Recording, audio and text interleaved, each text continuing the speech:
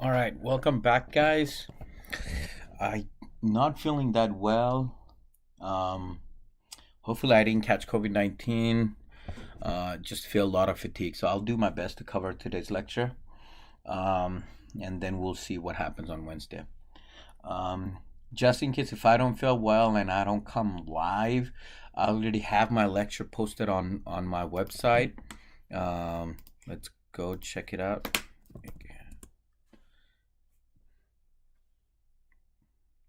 See right over here, Math 181.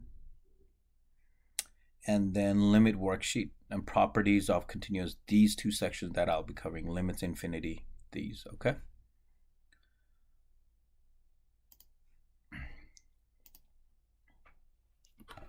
All right, let's do this. One-sided limit.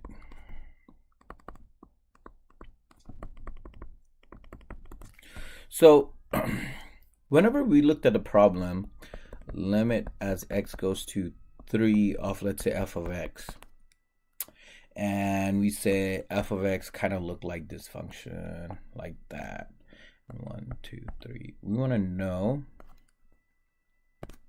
what's the point, what's the y value of that function from left and right.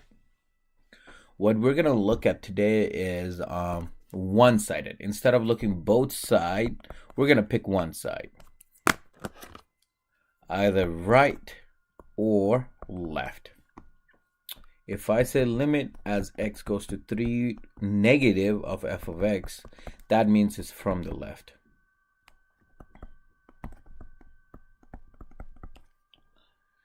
And limit as x goes to 3 of positive of f of x means it's from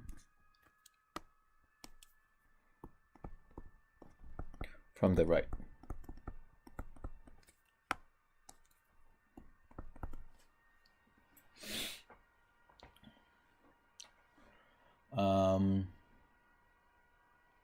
So let me give you a definition of continuity.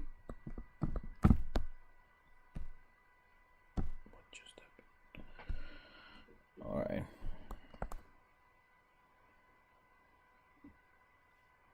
Definition of continuity.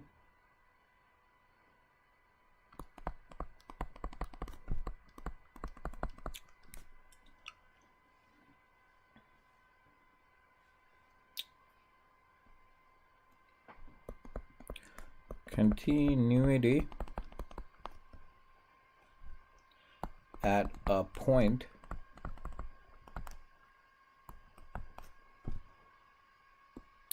a function f is continuous at C if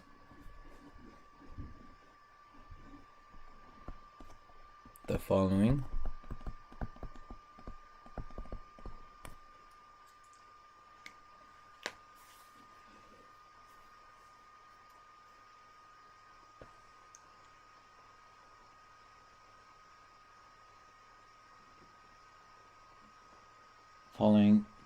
following three conditions are met.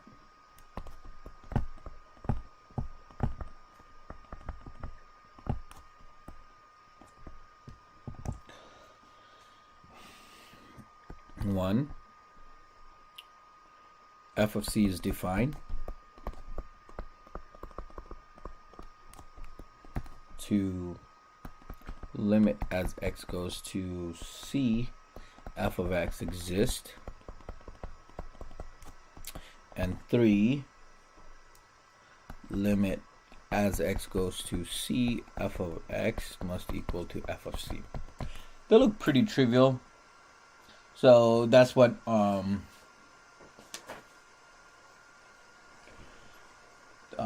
mean by one-sided limit. Those of you who are coming in late, I'm not feeling so well. There's a probability that I might miss the class on Wednesday, and just in case if I do, then just go to my website and cover the two sections. There's a possibility I might miss the class. So just go to my lecture notes and you will be able to see it. Or I might do a live lecture early on. Maybe that could help. We haven't done the hard part yet, so if you're not, you will not miss out anything yet. Now let's go directly into one of the one-sided limit. Limit as x goes to 2 from the positive side of 2 minus x over x squared minus 4. Again, it's very similar to the limit one. What you have to do is simplify it first. Can you simplify that? Yes, you can. 2 minus x equal x minus 2, x plus 2. Well, what about this one? This is actually negative x minus 2, x minus 2, x plus 2. And you know, you could cancel that out. And you end up getting 1 over x plus 2.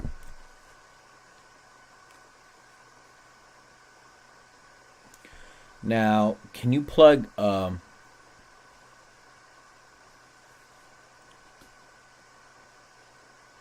2 in right away? Yeah, if you plug that in, limit as x goes to 2 from that side,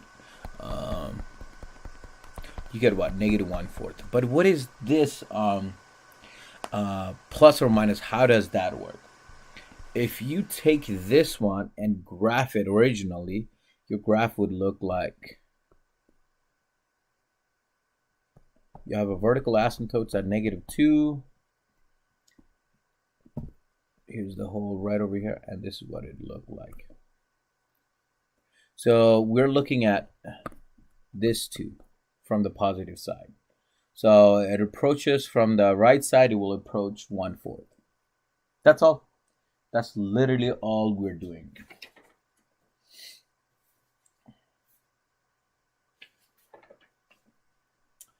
Let me go a little bit about continuity, explain some continuity.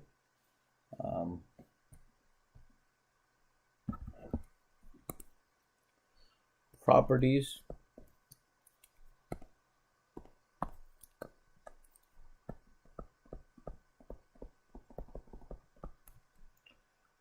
Of continuity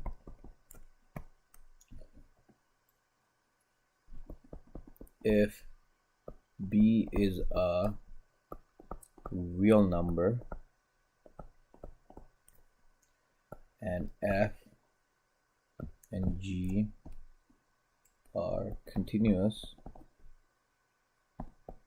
at x equals c, then the following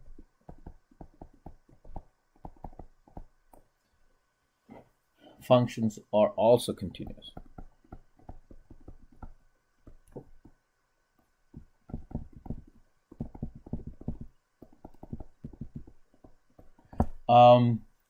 I'm gonna make all the due dates much later for this week because what's going on with me, and I want to make sure that just in case if you miss me and you need other tools to catch up, you can do so.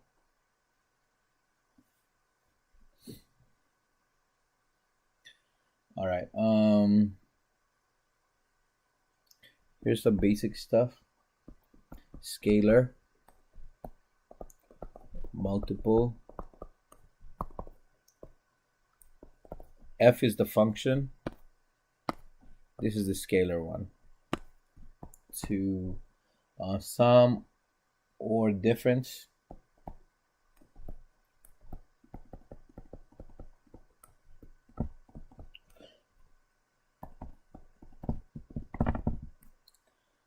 Okay. 3 product. F times G, they're also continuous. And the last one is quotient. F over G is continuous if G of C is not 0.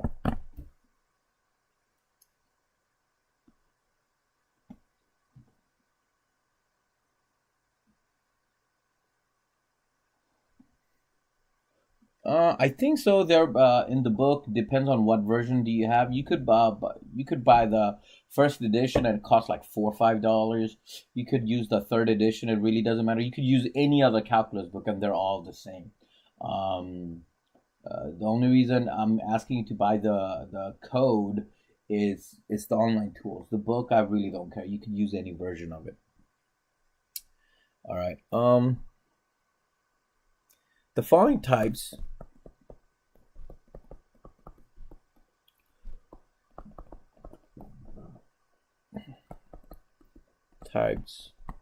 of functions are continuous at every point in their domain.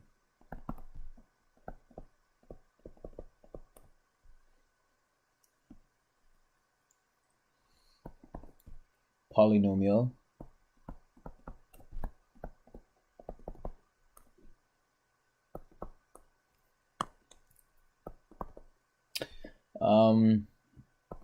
some example of polynomial functions would be like f of x equal 2x squared plus 3x, or 10x cubed plus 1. Here's a general term for it.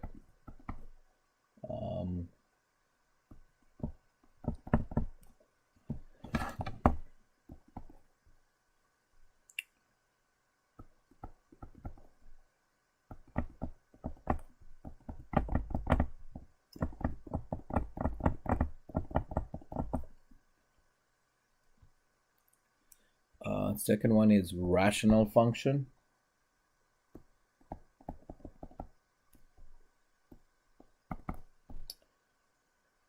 R of x equal p of x over q of x, such that q of x can't be 0.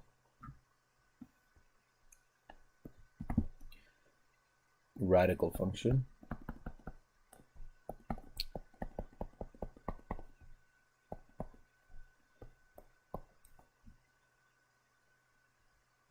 I will write it as nth root. And then trig sine of x, cosine of x, tangent of x, cotangent of x, and so on. So we can say that f of x equal x plus sine of x is continuous, because x is continuous and sine of x is continuous, therefore they're continuous. Let me give you a theorem.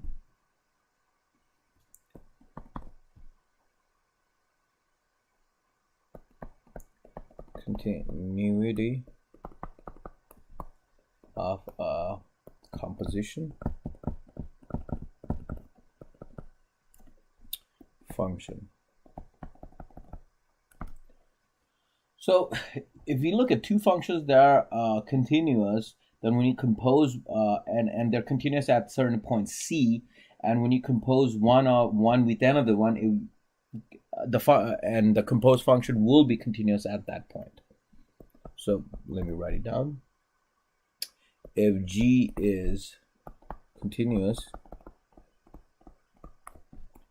at C and F is continuous at GC,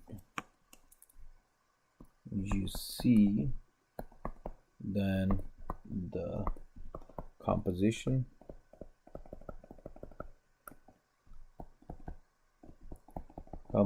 function given by f of g of x, which is also, you could write it as this way, is continuous at C.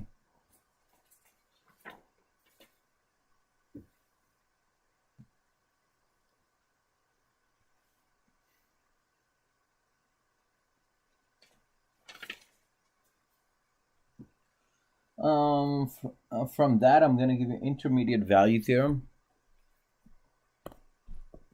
IVT, also known as intermediate value theorem. Again, I'm not going to make anything due this week. I'm going to make them due next week, just in case if you have question and I'm not able to respond to you this week, you will be able to do them next week, and I could respond to your question. So let me draw a picture.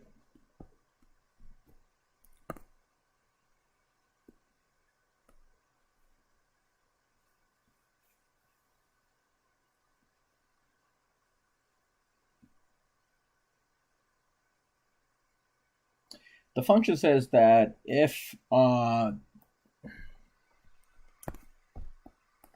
function is continuous from A to B, let me use this, from B to A. If the function is continuous from B to A,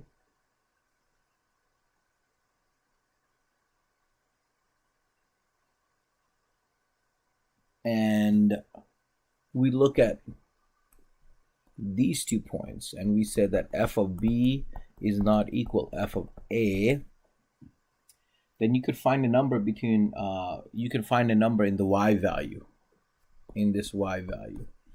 You could find a number such that, let's call this letter K, between f of B, such that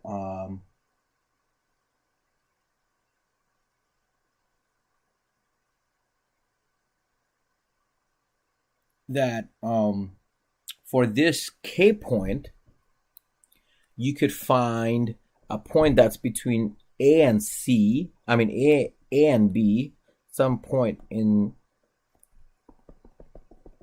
not that point. You could find a point, the point C, such that f of C will equal K. So let me write it down, what I just said. If f is continuous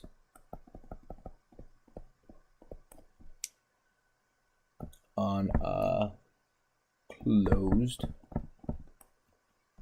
interval,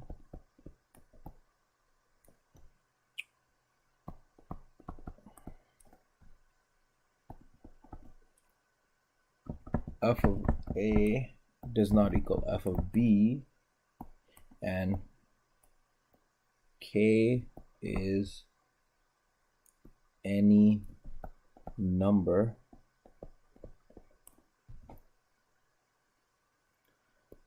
between f of A and f of B, then there is at least one number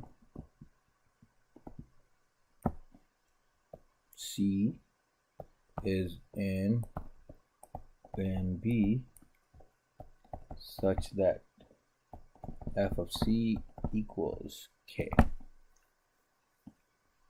That's literally what I just said right over here. So if f of A does not equal f of B, you could find a y value point such like name it K. And you could find a point between A and B where if you evaluate it into the function, you will find the y value. Why is that important? Let's look at the problem.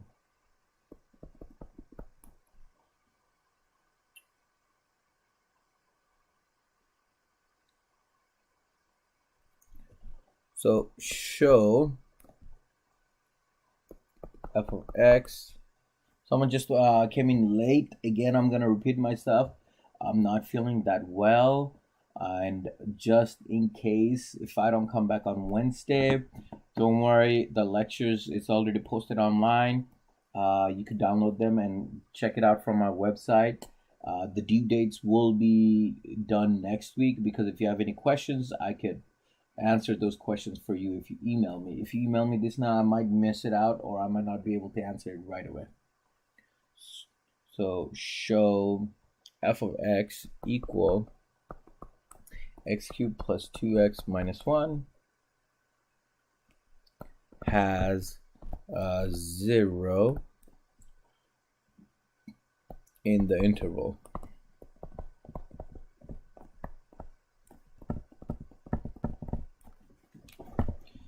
So this theorem lets us do that, finding the 0.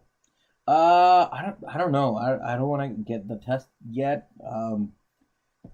Maybe I'm just fatigued. That's all. So, you're laughing at me getting COVID, Laurent. No, I think I might be fine. I have that natural healing effect. I voted for Trump, therefore COVID cannot affect me. That's how it works. If you voted for Trump, you cannot get hurt by COVID.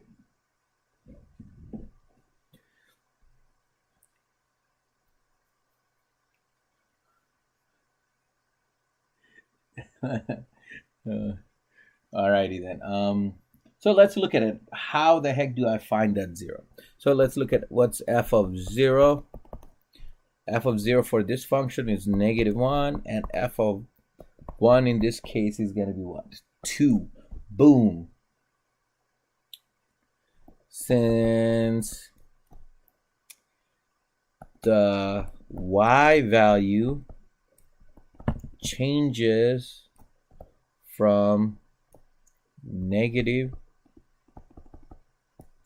to positive, then it must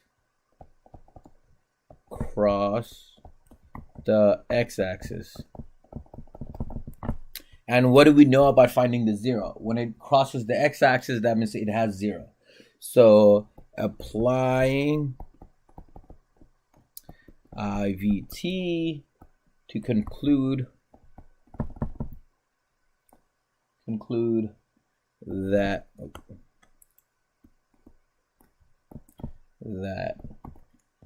there exists C such that f of C equals 0. And look at this. We don't have to find the C.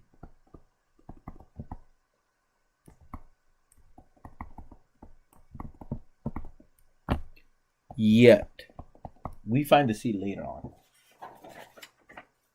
All right, this will conclude my today's lecture. I'm going to wait a bit. If you guys have any questions, send it to me right now.